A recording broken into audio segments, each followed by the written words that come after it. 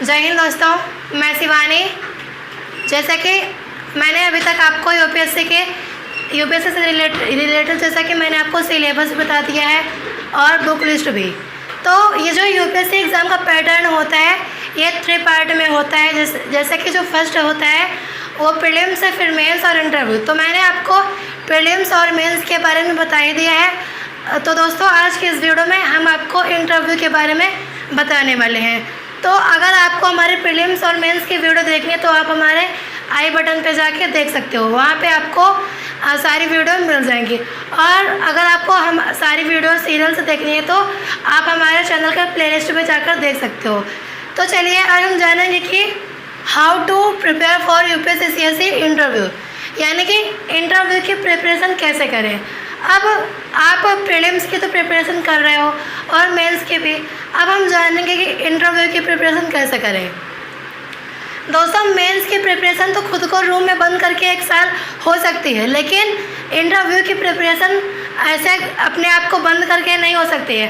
आपको इंटरव्यू की प्रिपरेशन के लिए सोशल में आना ही पड़ेगा, यानी कि पब्लिक प्लेस में जाना पड़ेगा, लोगों से रिलेट होना पड़ेगा। जैसे कि मान लो आप बाहर जा रहे हो तो 4-6 लोग आपसे मिलेंगे, उनसे आप बातचीत करोगे तो क्या होगा, आप उनकी बातों को समझोगे और अपनी बात को उनके समक्ष कैसे आप रख पा रहे हो।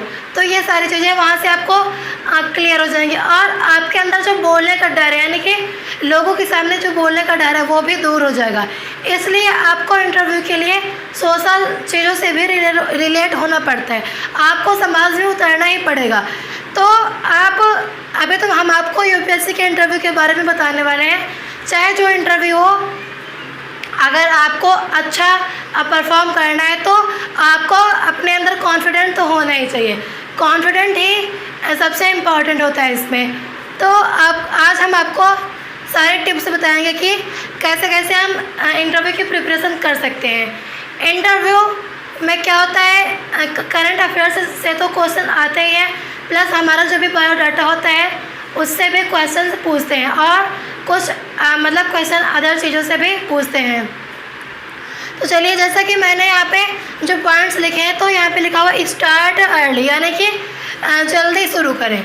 जैसा कि अभी आपने प्रीलिम्स मान लो आप यूपीएससी में आ गए हो तो आप प्रीलिम्स की तैयारी कर रहे होगे, फिर आप सोच रहे होगे कि जब प्रीलिम्स का रिज़ल्ट आएगा तो हम मेंस की तैयारी करेंगे, फिर जब मेंस का रिजल्ट आएगा तो हम इंटरव्यू की तैयारी करेंगे। तो आपको ऐसा नहीं करना है, आपको प्रीलिम्स, मेंस और इंटरव्यू सबके साथ में प्रिपरेशन करनी है।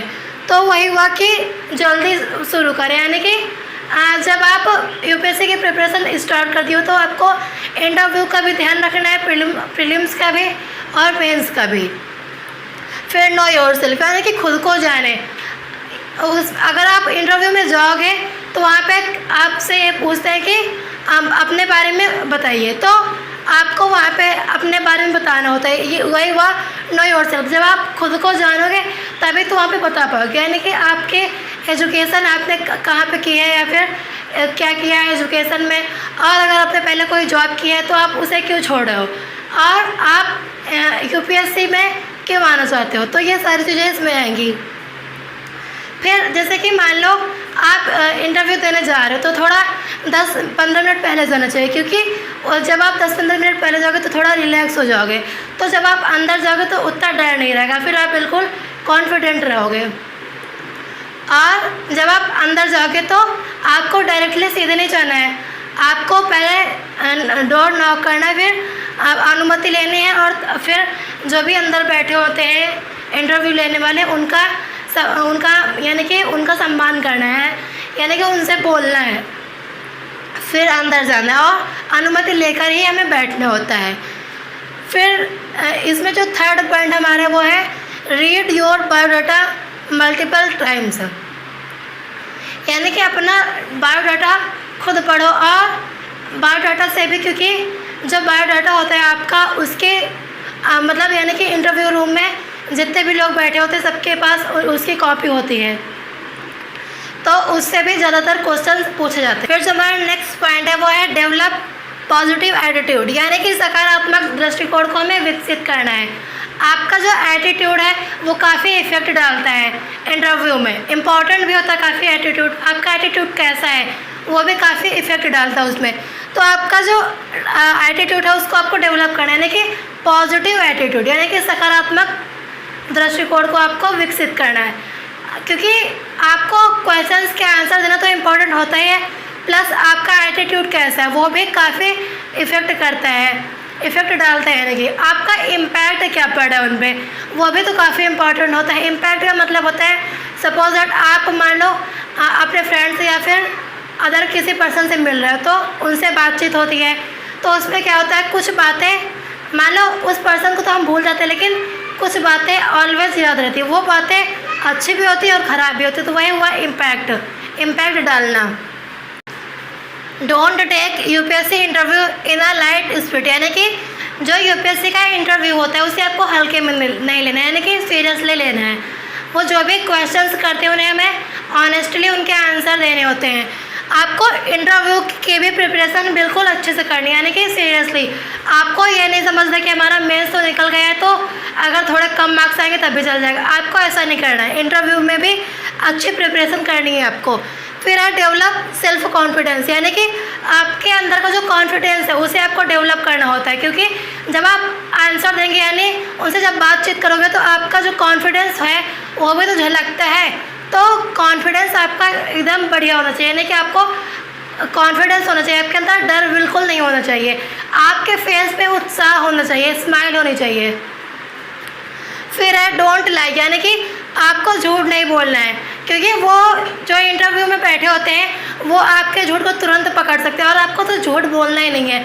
अब मान लो आपको कोई क्वेश्चंस का आंसर नहीं आ रहा है तो आप ऐसे डायरेक्टली बोल दो, जवाब दे दो एक लाइन में कि हमें आंसर नहीं आ रहा है। और जो भी क्वेश्चंस होते हैं उनके ज़्यादा बढ़ा चढ़ा के हमें आंसर नहीं देने हैं, कम लाइन में ही हमें उनके आंसर दे सकते हैं। फिर इम्प्रूव योर कम्युनिकेशन स्किल्स, यानी कि आपकी जो बातचीत करने का के जो तरीका होता है उसे आपको डेवलप करना होता है, इम्प्रूव करना होता है। फिर get straight to the point, आपको सीधे अपने पॉइंट पे आना है, ना कि इधर उधर की बातें करनी। आप जो भी आंसर पूछ रहे हैं आपको डायरेक्टली उसका आंसर देना है, और आपको जो आंसर देना है वो आप ज़्यादा से ज़्यादा क्या करो, सोचो कि आप कम वर्ड्स में उनके आंसर दो, ज़्यादा एक्सप्लेन नहीं करना आपको वहाँ पे। फिर रीचेक योर डॉक्यूमेंट्स, यानी कि आपको अपने डॉक्यूमेंट्स को रीचेक करना चाहिए पहले से ही और सारा आपको देख लेना चाहिए। फिर टेक मॉक इंटरव्यू, यानी कि मान लो आपका प्रीलिम्स फाइनल हो गया है, मेंस भी फाइनल हो गया, तो आपको मॉक इंटरव्यू लेना चाहिए। फिर learn to give balanced answer, यानी कि आपको संतुलित आंसर देना है। वहाँ पे संतुलित का मतलब होता है जो आंसर पूछ रहे हैं उसी का आपको आंसर देना है, ये नहीं कि घुमा फिरा के आप कोई भी आंसर दे दो। आपको नहीं आ रहा तो डायरेक्टली आप मना कर सकते हो कि मुझे आंसर नहीं आ रहा है। फिर know your district and state, यानी कि आपके जो अपना ज़िला होता है और आपका जो राज्य होता है उसके बारे में आपको अच्छा जानना है, वहाँ से भी वो क्वेश्चन पूछ सकते हैं। और कीप काम, यानी कि शांत रहना है।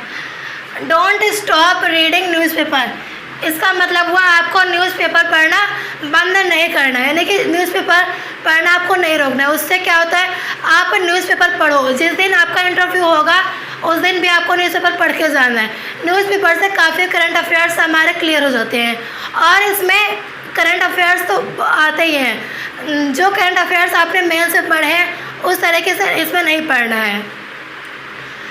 Prepare well on your hobbies, यानी कि आपकी जो हॉबीज़ हैं उनकी अच्छे से आपको उनकी तैयारी करनी है, क्योंकि हॉबीज़ से भी वहाँ पे क्वेश्चन पूछे जाते हैं। आपकी जो भी अपनी हॉबीज़ है उसके बारे में सारा आपको डिटेल में पता होना चाहिए। रिवाइज योर ऑप्शनल सब्जेक्ट, यानी कि जो आपका ऑप्शनल सब्जेक्ट होता है उससे भी वहाँ पे क्वेश्चन पूछते हैं, तो आपको उसको रिवाइज करके वहाँ पे जाना है। Go through your graduation text book, यानी कि जो आपकी ग्रेजुएशन की टेक्स्ट बुक होती हैं उन्हें आपको अच्छे से समझना चाहिए, यानी कि उन्हें आपको आना चाहिए। ग्रेजुएशन की जो टेक्स्ट बुक होती हैं और ग्रेजुएशन में आपने क्या सब्जेक्ट लिया है उससे भी वो क्वेश्चन से पूछ सकते हैं। जैसा कि जो यहाँ पे पॉइंट लिखा हुआ है कि रिवाइज योर ऑप्शनल सब्जेक्ट, तो जो भी आपका ऑप्शनल सब्जेक्ट है उसके बारे में आपको अच्छे से जानकारी होनी चाहिए। फिर don't compromise your moral integrity, यानी कि आपका जो मोरल इंटीग्रिटी है उसके साथ आपको कोई समझौता नहीं करना है, यानी कि जो भी आपकी नैतिकता और अखंडता है उसके साथ आपको कोई समझौता नहीं करना है। इसीलिए क्योंकि आपको किताबी नॉलेज तो होना ही चाहिए यूपीएससी में, प्लस नैतिकता भी होनी चाहिए, इसीलिए इसमें मेंस एग्ज़ाम में जीएस पेपर जो 4 है उसमें एथिक्स रखा गया है।